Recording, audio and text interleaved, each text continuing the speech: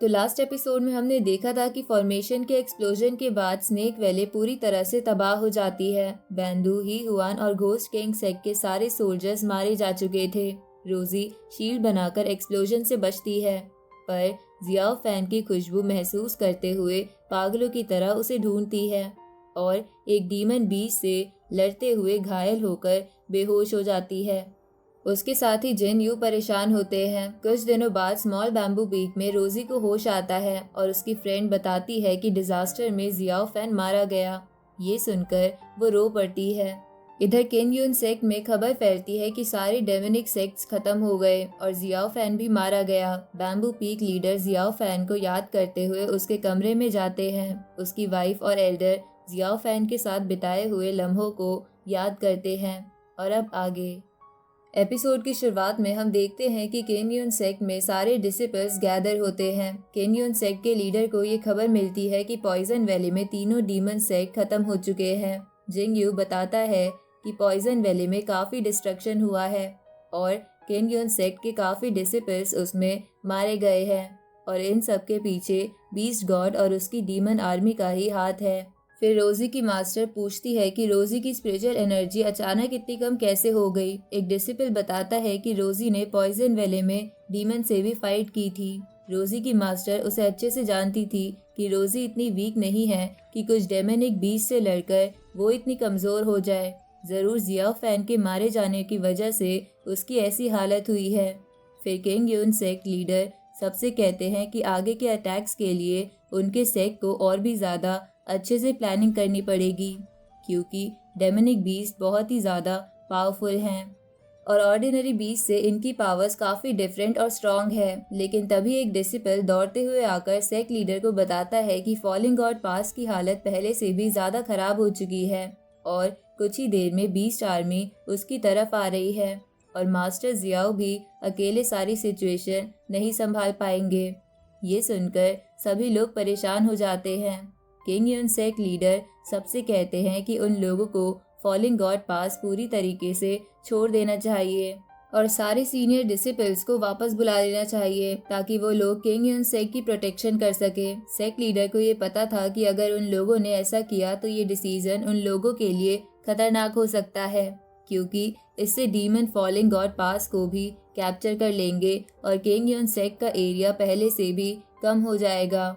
लेकिन sect leader के पास और कोई ऑप्शन नहीं होता और वो जेंग यू और जेंग को आगे जाने का ऑर्डर देते हैं और कहते हैं कि वो लोग अपने साथ और भी पावरफुल डिसिपल्स को ले जाए ताकि वो लोग फॉलिंग गॉड पास जाकर बचे हुए डिसिपल की मदद कर पाए और डीमंस को कुछ टाइम के लिए हैंडल करें ताकि सेक्ट के बाकी लीडर कुछ प्लानिंग कर पाए। इधर हम देखते हैं जियाओ फैन पॉइजन वैली में हुए ब्लड फॉर्मेशन के धमाके से बच जाता है।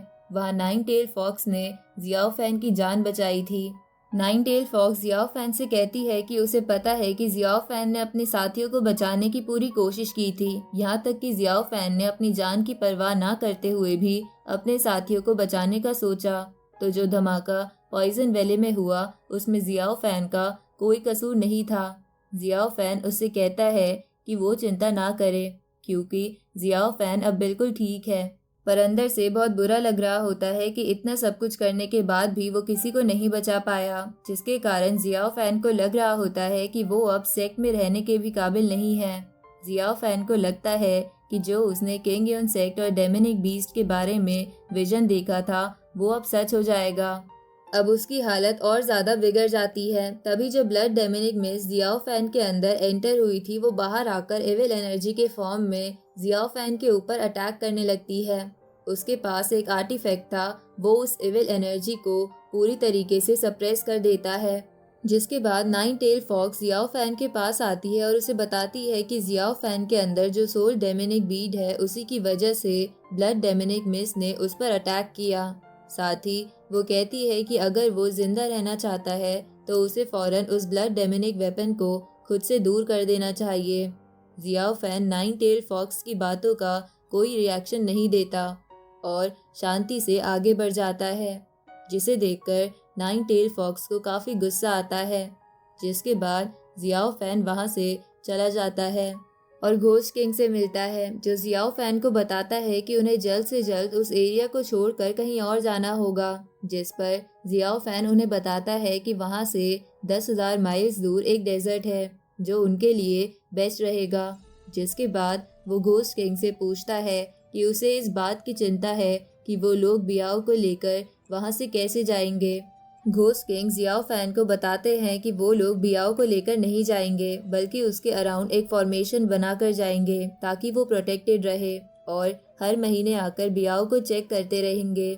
ये सुनकर जियाओ फैन घोस्ट किंग से पूछता है कि क्या वो बियाओ के साथ वहीं रुक सकता है। जिस पे काफी देर शांत रहने के बाद घोस्ट किंग जियाओ फैन को वहां रुकने की परमिशन दे देते हैं। दूसरी तरफ रोजी जियाओ फैन को बहुत ज़्यादा याद कर रही होती है कि तभी उस पर बैम्बू लीफ से अटैक होता है, जिसे वो अपने स्वॉर्ड की मदद से रोक देती है। जिसके बाद रोजी की मास्टर उस पर पाम अटैक से अटैक करती है। रोजी ये समझ जाती है कि उसकी मास्टर ने उस पर अटैक क्यों किया, लेकिन तभी उसकी मास्टर रोजी से पूछती है कि क्या वो जियाओ फैन से मिलने गई थी। ये सुनकर रोजी मास्टर से माफ़ी मांगने लगती है। मास्टर रोजी के ऊपर काफी गुस्सा करती है, लेकिन वो रोजी जैसी होनहार डिसिपल को खोना नहीं चाहती थी। इसलिए वो रोजी से कहती है कि उन्होंने बहुत बार रोजी को समझाया है कि जियाओ फैन डेमोनिक क्लैन से बिलोंग करता है और वो उनका दुश्मन है। जिसके बाद मास्टर रोजी से कहती है कि वो उससे दूर रहे और अगर वो ऐसा करेगी तो वो अपनी स्वॉर्ड उसे दे देगी। रोजी को ये सब सुनकर बहुत बुरा लगता है और वो मास्टर से स्वॉर्ड लेने के बाद उनसे माफ़ी मांगने लगती है और मास्टर से कहती है कि अगर मास्टर चाहे तो वो उनके लिए जियाओ फैन को मार भी सकती है, लेकिन वो जियाओ फैन को कभी भूल नहीं सकती। ये सुनकर मास्टर काफ़ी गुस्सा हो जाती है और वहाँ से चली जाती है। सीन चेंज होता है और जियाओ फैन अभी भी काफी उदास होता है। तभी बियाओ की आंट उसके पास आती है। जियाओ फैन उससे पूछता है कि सीनियर आप यहाँ क्या कर रही हैं, जिस पर बियाओ की आंट उससे कहती है कि वो एक सजेशन देने आई है कि वो डेमोनिक बीस्ट और किंग यून सेक के बीच में होने वाली लड़ाई से दूर रहे, क्योंकि ऐसा करने पर जियाओ फैन का ही नुकसान होगा, क्योंकि डीमन क्लैन को हराना बहुत मुश्किल है। साथ ही वो जियाओ फैन को बताती है कि डीमन आर्मी फॉलिंग गॉड पास की तरफ गए हैं और जियाओ फैन को उस तरफ बिल्कुल नहीं जाना चाहिए। ये कहकर बियाओ की आंट वहाँ से चली जाती है। जिसके बाद जियाओ फैन सोचता है कि उसके पास खोने के लिए कुछ भी नहीं है और वो फॉलिंग गॉड पास की तरफ जायरो को लेकर जाने लगता है, जहाँ किंग यून सेक्ट और फेंगजियान सेक्ट के सारे डिसिपल्स अपनी पूरी जान लगाकर डीमन से लड़ रहे होते हैं। साथ ही तियानिन टेम्पल के मॉन्क भी इस लड़ाई में उनका साथ दे रहे होते हैं, लेकिन उन्हें पता होता है कि वो लोग ज्यादा देर तक डीमंस को नहीं रोक पाएंगे। तभी वहाँ उनका साथ देने के लिए जिंग यू और जेंग भी आ जाते हैं और वो लोग साथ मिलकर 10,000 स्वॉर्ड फॉर्मेशन एक्टिव कर देते हैं, जिसे देखकर सारे किंग यून सेक के डिसिपल्स में एक उम्मीद जाग जाती है। लेकिन तभी डीमन क्लैन की तरफ से बहुत सारे फायर बॉल शूट कर दिए जाते हैं, जिससे वहाँ बहुत सारा डैमेज होने लगता है। साथ ही एक बड़ा सा मीटियोर भी उनके तरफ बढ़ने लगता है, जिसे देखकर तियानिन टेम्पल के मॉन्क उसे डिवाइन चेन से रोकने की कोशिश करते हैं, लेकिन वो ऐसा नहीं कर पाते। जिसके बाद एक सीनियर डिसिपल अपने अपने स्वॉर्ड से फॉर्मेशन बनाकर उस मीटियोर को रोकने की कोशिश करता है। इससे उस मीटियोर की फोर्स कम होती है, लेकिन वो रुकता नहीं। ये देखकर जिंग यू और जेंग स्ट्रिंग फॉर्मेशन एक्टिवेट कर देते हैं और वो मीटियोर बहुत सारे पीसीज में टूटकर वहीं गिर जाता है, जिससे सारे डिसिपल्स बच जाते हैं। लेकिन इस फाइट में तियानिन टेम्पल के मॉन्क्स काफी वीक पड़ जाते हैं। इसके बाद सबको लगता है कि सिचुएशन कंट्रोल में है कि तभी सब देखते हैं कि एक एंशिएंट ड्रैगन स्केलेटन उनकी तरफ अटैक करने के लिए आ रहा है, जिसे देखकर वो उस पर अटैक करने ही वाले होते हैं कि तभी वहाँ बैम्बू पीक लीडर और रोजी की मास्टर आ जाती है। बैम्बू पीक मास्टर अपने फायर ड्रैगन की मदद से उस ड्रैगन को कैप्चर कर लेते हैं। वही रोजी की मास्टर अपने ऑटम ब्रीथिंग टेक्निक से सारे डीमंस को मारने लगती है।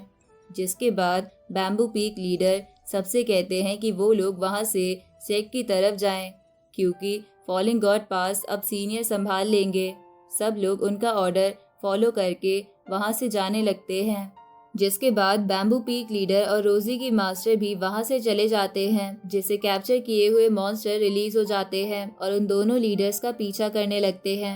इधर किंग यून सेक में सीनियर डिसिपल किन सेक लीडर और सारे मास्टर्स के सामने फॉलिंग गॉड पास की अपडेट देता है, जहां वो सबको बताता है कि बीस्ट आर्मी के अटैक की वजह से फॉलिंग गॉड पास पूरी तरीके से कैप्चर हो चुका है और अब उन लोगों को किंग यून सेक बचाने के लिए जल्द ही कुछ प्लान करना पड़ेगा। साथ ही वो सबको बताता है कि दूसरी तरफ से घोस्ट किंग के भी ट्रेसेस मिले हैं, इसलिए उन्हें दूसरी तरफ से भी हमले के लिए तैयार रहना चाहिए। तियानिन टेम्पल के लीडर किन की बात सुनकर कहते हैं कि उन्हें जल्द से जल्द कुछ प्लान करना होगा, क्योंकि ये पता चलने के बाद कि वो लोग फॉलिंग गॉड पास खो चुके हैं, घोस्ट किंग भी उन्हें कमजोर समझ रहा है और वो भी अटैक करेगा। जिस पर सेक लीडर सबसे कहते हैं कि वो ये जानते हैं कि सिविलियंस को बचाने की जिम्मेदारी उनकी है, इसलिए वो सीनियर किन के साथ 2 और डिसिपल्स को मिशन पे भेजने की बात करते हैं, जिसमें रोजी भी होती है। वो उन तीनों डिसिपल्स को बताते हैं कि इस मिशन में उनका साथ तियानिन टेम्पल के मॉन्क्स और फेंगजियान सेक के डिसिपल्स भी देंगे। दूसरी तरफ जियाओ फैन जायरो के साथ अपनी स्टिक पे फॉलिंग गॉड पास की तरफ जा रहा था। तभी जायरो उसे नीचे देखने के लिए इशारा करता है और बताता है कि उसे बहुत भूख लग रही है, जिसके बाद जियाओ फैन नीचे एक विलेज में एंटर कर जाता है। जियाओ फैन को बीस्ट गॉड अपने बोल में पहले ही देख लेते हैं, क्योंकि उसने पूरे विलेज पर नजर रखी हुई थी। कुछ ही टाइम में जियाओ फैन भी ये समझ जाता है कि उस विलेज में जियाओ फैन के अलावा भी कोई और मौजूद है, इसलिए वो अपनी ब्लड डेमनिक स्टिक निकाल लेता है। जिसके बाद बीस्ट गॉड जियाओ फैन से पहेलियों में बात करने लगता है और पूछने लगता है कि क्या उसने बीस्ट गॉड को नहीं पहचाना। जियाओ फैन उस वॉइस का पीछा करते हुए उस घर में पहुंच जाता है जहां बीस्ट गॉड पहले से ही मौजूद था। जियाओ फैन वहां पहुंचकर अपना वेपन निकालकर एक्टिव हो जाता है, लेकिन तभी जायरो जियाओ फैन के पास से उतरकर उस घर के अंदर चला जाता है, जिसके पीछे जियाओ फैन भी वहां जाता है, जहां बीस्ट गॉड जियाओ फैन को देखकर पहचान जाता है। जिसके बाद सीन शिफ्ट होता है रिंग, मिस्टर ताओ और ओल्ड प्रीस्ट पे, जहां वो लोग एक ओल्ड मिस्टीरियस से एक टेम्पल में होते हैं, लेकिन हम देखते हैं कि मिस्टर ताओ बाहर बैठ के इंतजार कर रहे होते हैं। तभी यहाँ का जो एटमॉस्फेयर है वो चेंज होने लगता है। उन्हें एक मिस्टीरियस सी एनर्जी फील होती है। फिर वो रिंग के पास आते हुए कहते हैं कि हमें जल्दी से जल्दी इस जगह को खाली करना होगा, क्योंकि लगता है कि अंधेरे में कोई डार्क एनर्जी छुपी हुई है जिसे हमने डिस्टर्ब कर दिया है और अब यहाँ रुकना बिल्कुल सेफ नहीं है। इसके बाद सब लोग तुरंत निकलने लगते हैं। तभी ओल्ड मैन कहता है कि कोई भी पीछे मुड़ के नहीं देखेगा। ये सब लोग एस्केप करने लगते हैं, लेकिन जैसे ही वो गेट के पास पहुंचते हैं, गेट पूरी तरह से क्लोज हो जाता है। मिस्टर ताओ तुरंत उस दरवाजे को तोड़कर बाहर जाने की कोशिश करते हैं, लेकिन जैसे ही वो बाहर निकलते हैं दोबारा से खुद को उसी टेम्पल के अंदर पाते हैं। ये देखकर वो भी हैरान रह जाते हैं। फिर दोबारा एस्केप करने की कोशिश करते हैं, पर इस बार वो ऊपर की सीढ़ियों से गिरते हुए फिर से वहीं आ जाते हैं। तभी मिस्टर ताओ को पता चलता है कि ओल्ड मैन और रिंग पहले ही बाहर निकल चुके हैं, जिसके बाद ओल्ड मैन ताओ को भी वहां आने को कहता है, जिस पर ताओ उनसे कहता है कि वो चाह कर भी वहां से बाहर नहीं आ पा रहा। कुछ देर बाद ओल्ड मैन इविल रेवेंस को रोकने के लिए अपने और रिंग के अराउंड एक शील्ड बना देते हैं और रिंग को एक एस्केप स्पेल कार्ड देकर कहते हैं कि वो इसे जाकर मिस्टर ताओ के साथ पकड़ ले, जिसके बाद ओल्ड मैन स्पेल पढ़ेंगे और वो लोग वहां से एस्केप कर पाएंगे। जिसके बाद रिंग भी उस स्पेल कार्ड को लेते हुए सीधा मिस्टर ताओ की तरफ बढ़ती है और कहती है कि वो उसे पकड़ ले। मिस्टर ताओ भी तुरंत अपना हाथ बढ़ाते हैं। दूसरी तरफ हम देखते हैं कि वो रेवेंस अपनी चोट से बार बार मारकर उस शील्ड को तोड़ देते हैं, लेकिन एंड मोमेंट पे वो प्री फॉर्मेशन भी कास्ट कर लेता है और बस सेकंड्स के अंदर ही वो ओल्ड मैन बाहर आ जाता है।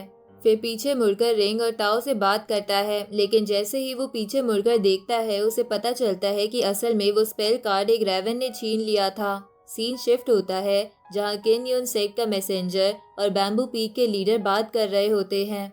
केन बताता है सेक्ट लीडर बहुत चिंतित है और ये जानना चाहते हैं कि बैम्बू पीक के पीछे छुपी हुई हेवनली सीक्रेट सील क्या अभी भी ठीक है या नहीं। ये सुनकर बैम्बू पीक मास्टर घबरा जाते हैं। उन्हें समझ आ गया कि सेक्ट लीडर डाओ जुआन कोई बड़ा और खतरनाक प्लान बना रहे हैं जिसमें तियानजी सील का इस्तेमाल हो सकता है। Bamboo peak master sect leader के इस फैसले से सहमत नहीं थे, इसलिए वो मैसेंजर से कहते हैं सेक्ट लीडर दाओ जुआन को बताना कि वो ठीक नहीं कर रहे हैं। इससे एंशिएंट स्वॉर्ड की ऑरा को सप्रेस करना मुश्किल होगा। सीन चेंज होता है जहां बीस्ट गॉड और जियाओ फैन साथ ड्रिंक कर रहे होते हैं। बीस्ट गॉड जियाओ फैन को साथ ट्रैवल करने का ऑफर देता है और जियाओ फैन सोच समझ के ना जाने का फैसला करता है। वहीं ओल्ड मैन एक मिस्टीरियस शैडो से मिलता है जो ड्रिंक पी रही होती है। वो शैडो पावरफुल घोस्ट की होती है और मिस्टर ताओ और रिंग की बॉडीज भी वहीं उस घोस्ट के पास बेहोश मिलती है। ओल्ड मैन उन दोनों को लेकर वहां से भागने की कोशिश करता है, लेकिन गेट बंद हो जाता है। बाहर से बहुत सारी ट्रैप बॉडीज रिलीज होती है जिन्हें घोस्ट कंट्रोल करके अटैक करवाता है। ओल्ड मैन कुछ इनकैंटेशन पेपर से उनको फ्रीज कर देता है, पर एनर्जी जल्दी बढ़ रही होती है। ये एनर्जी एक स्कल बना के ह्यूज अटैक करती है जिससे ओल्ड मैन का बैरियर टूट जाता है और सब बड़ी मुश्किल में पड़ जाते हैं। तभी वहाँ जियाओ फैन आ जाता है और ब्लॉक्स हटा देता है और फाइट शुरू हो जाती है। ओल्ड मैन और जियाओ फैन ओरिजिनल बॉडी को ढूंढ के डिस्ट्रॉय करने की कोशिश करते हैं, लेकिन घोस्ट अपनी असली बॉडी में वापस आके मुकाबला और तेज कर देता है, जिसकी वजह से जियाओ फैन और ओल्ड मैन की मुसीबत बढ़ जाती है। इसी के साथ ये एपिसोड यहीं खत्म होता है।